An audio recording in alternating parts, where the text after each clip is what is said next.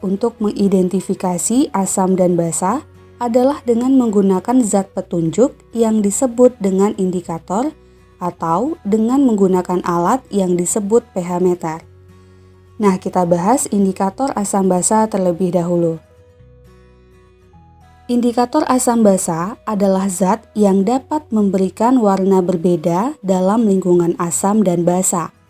Nah, ada beberapa indikator yang bisa kita gunakan untuk mengidentifikasi asam dan basa, yaitu kertas lakmus, indikator universal yang bisa berupa kertas strip dan indikator larutan, serta indikator alami yang bisa diperoleh dari tanaman di sekitar kita.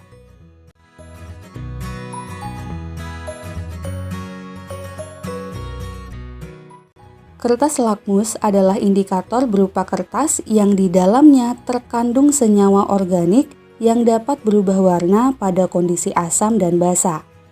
Ada dua jenis kertas lakmus, yaitu kertas lakmus merah dan kertas lakmus biru. Nah, cara penggunaan kertas lakmus ini sangat mudah, yaitu dengan mencelupkan kertas lakmus ke dalam larutan uji, kemudian amati perubahan warna kertas lakmusnya.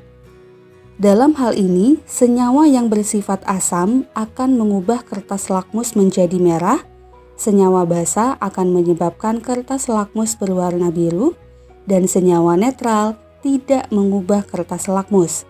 Jadi kertas lakmus merah tetap berwarna merah dan kertas lakmus biru tetap berwarna biru. Nah, dalam pengujian suatu larutan, kita harus menggunakan kedua kertas lakmus, baik kertas lakmus merah maupun kertas lakmus biru. Berikutnya, kelemahan dari indikator kertas lakmus ini adalah tidak bisa mengukur pH suatu zat dengan pasti dan hanya bisa digunakan untuk mengetahui apakah suatu zat bersifat asam, basa, atau netral. Nah, mari kita perhatikan ilustrasi gambar identifikasi asam basa berikut ini. Misalnya, terdapat 3 jenis larutan, yaitu larutan A, B, dan C dalam masing-masing tabung reaksi. Kemudian, kita celupkan kertas lakmus merah dan biru ke dalam masing-masingnya dan amati perubahan warna kertas lakmusnya. Nah, untuk larutan A, kertas lakmus merah tetap berwarna merah dan kertas lakmus biru berubah menjadi merah. Hal ini menunjukkan bahwa larutan A merupakan senyawa yang bersifat asam sehingga pH-nya pasti kurang dari 7. Kemudian untuk larutan B, kertas lakmus merah berubah menjadi berwarna biru dan kertas lakmus biru tetap berwarna biru.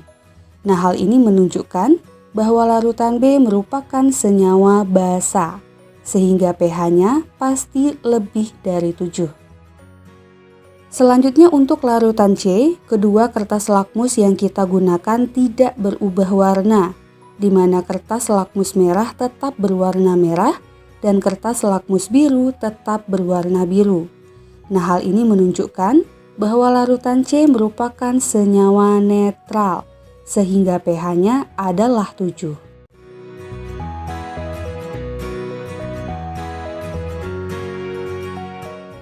Sifat dan pH suatu larutan juga dapat ditentukan dengan menggunakan indikator universal yang merupakan campuran berbagai indikator yang dapat menunjukkan pH suatu larutan dari perubahan warnanya. Nah, indikator universal ini ada 2 jenis, yaitu indikator universal berbentuk kertas strip dan indikator berupa larutan.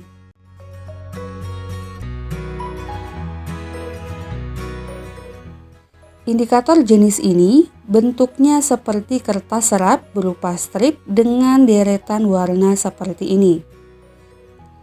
Nah, indikator ini apabila kita celupkan ke dalam suatu larutan, bisa mengalami perubahan warna sesuai dengan pH larutannya. Nah, ketika kita membeli indikator universal, biasanya pada bagian depan box sudah ada peta warna atau standar warna pH seperti ini. Nah, ini bisa kita cocokkan dengan warna indikator universal yang muncul ketika pengujian. Contoh, jika kita mencelupkan indikator universal ke suatu larutan, kemudian warna indikator berubah menjadi seperti pada gambar ini, maka kita cocokkan warnanya dengan peta warna yang ada di box indikator.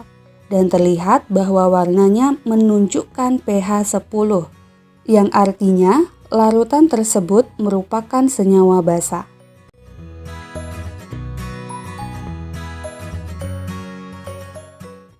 Harga suatu larutan dapat diperkirakan dengan menggunakan indikator larutan, misalnya bromtimol biru, metil merah, metil jingga, atau fenoftalen. Nah, setiap indikator larutan ini memiliki trayek perubahan warna yang berbeda-beda, sehingga dalam uji larutan dengan beberapa indikator akan diperoleh daerah irisan pH larutan. Nah, ini artinya dalam pengujian asam basa menggunakan indikator larutan, biasanya tidak hanya menggunakan satu jenis indikator saja, dan minimal kita membutuhkan 2 indikator. Selanjutnya, berikut ini adalah trayek pH untuk beberapa indikator. Sebagai contoh, indikator metil jingga memiliki trayek pH 3,1 sampai 4,4 dan perubahan warnanya dari merah ke kuning. Nah, pada pengujian suatu larutan, jika setelah ditetesi dengan metil jingga, warna larutan berubah menjadi merah, maka pH larutannya kurang dari 3,1. Dan jika larutannya berubah menjadi berwarna kuning, maka pH larutannya lebih dari 4,4. Atau misalnya suatu larutan kita uji dengan fenoftalen yang trayek pH-nya 8 sampai 9,6 dengan perubahan warna dari tidak berwarna menjadi merah ungu. Jika setelah ditetesi dengan fenoftalin larutannya menjadi tidak berwarna, maka berarti pH-nya kurang dari 8. Dan jika larutannya berubah warna menjadi merah ungu, maka berarti pH larutannya lebih dari 9,6. Nah, diingat kembali bahwa dalam pengujian menggunakan trayek pH ini, kita tidak bisa menggunakan satu jenis indikator saja dan minimal menggunakan 2 indikator. Untuk contoh soal penentuan pH menggunakan trayek pH akan kita bahas pada bagian contoh soal setelah ini.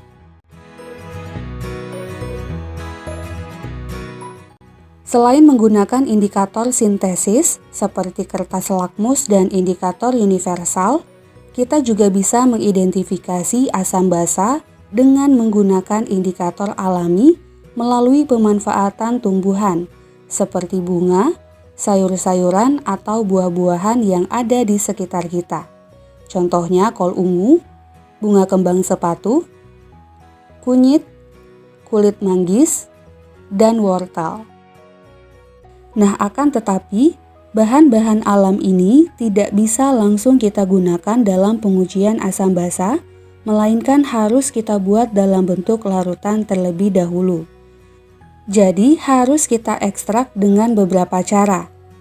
Cara pertama, bahan alamnya kita gelus, kemudian ditambahkan sedikit air, lalu disaring. Cara yang kedua, rebus atau rendam bahan alam dalam air panas hingga menghasilkan larutan berwarna, kemudian dinginkan, dan saring. Nah, ekstrak yang kita dapatkan ini kemudian kita teteskan dengan larutan asam atau basa yang ingin kita uji. Pertanyaannya, apakah semua tumbuh-tumbuhan seperti sayuran dan buah-buahan bisa kita jadikan sebagai indikator asam basa? Nah, jawabannya adalah tidak. Bahan alam yang bisa kita gunakan sebagai indikator asam basa hanyalah bahan alam yang menunjukkan warna berbeda dalam lingkungan asam, basa, dan netral. Jadi, jika bahan tersebut tidak bisa menunjukkan perubahan warna dalam asam, basa, dan netral, maka tentu tidak bisa dijadikan sebagai indikator asam basa. Berikutnya, indikator alam ini tentunya memiliki kelemahan bila dibandingkan dengan indikator sintesis, yaitu perubahan warna yang dihasilkan tidak stabil. Nah, berikut ini adalah perubahan warna dari beberapa ekstrak tanaman dalam larutan asam dan basa.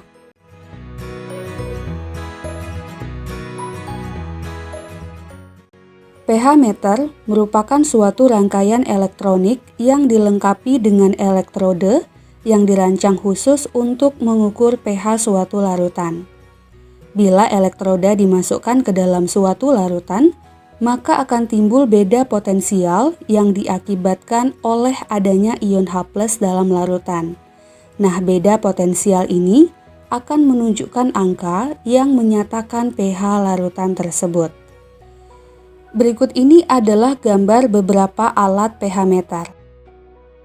Nah, jika dalam pengujian menggunakan pH meter ini, pH larutannya kurang dari 7, maka larutan tersebut merupakan larutan asam. Jika pH-nya lebih besar dari 7, maka merupakan senyawa basa, dan jika pH yang terukur tepat 7, maka merupakan senyawa netral.